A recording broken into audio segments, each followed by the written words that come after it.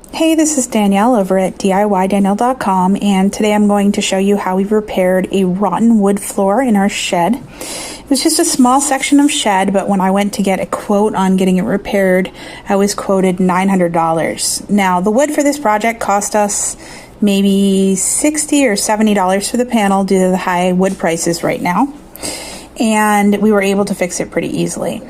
We had to start by removing the garage door. The next thing we did is we had to cut away the rotten part of the floor. In this case, we're using a circular saw, but we did have to make sure we weren't going to hit any supports underneath because those need to stay.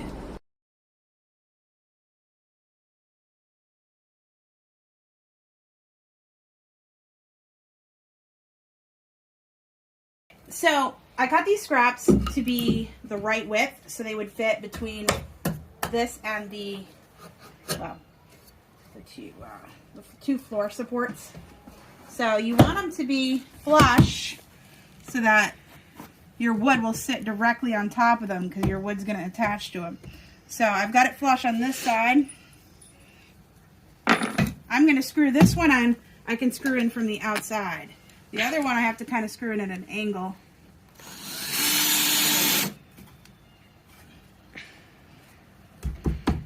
Our total width was more than 8 feet, and of course our sheet of plywood was 8 feet. So of course we need to cut 2 different pieces. So remember, when you're adding your supports, you're going to need an additional support in any areas where you'll have pieces meeting. So we have a support here and a support here. The next step is to measure very carefully the width and length of the board you need to replace your original piece with, and go ahead and cut it out. Okay, and all we did here was just install the wood on the supports, and we had to kind of lift it up a little and wiggle it in to get it under this section here on the left.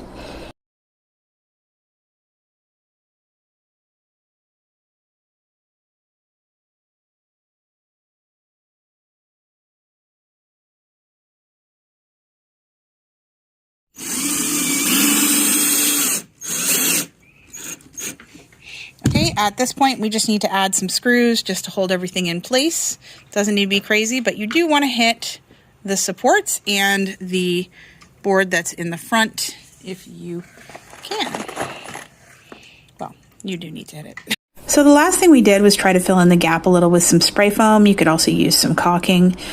Overall, I'm not sure how important it is. I am not a builder. I'm going to say that right up front. So I don't know what a contractor would do here. However, we were nervous about having any sort of little teeny gap, and there was no way to make it perfect. So this is what we're doing, and I hope it'll work out. We're going to put some flooring over it, so it shouldn't be a big deal.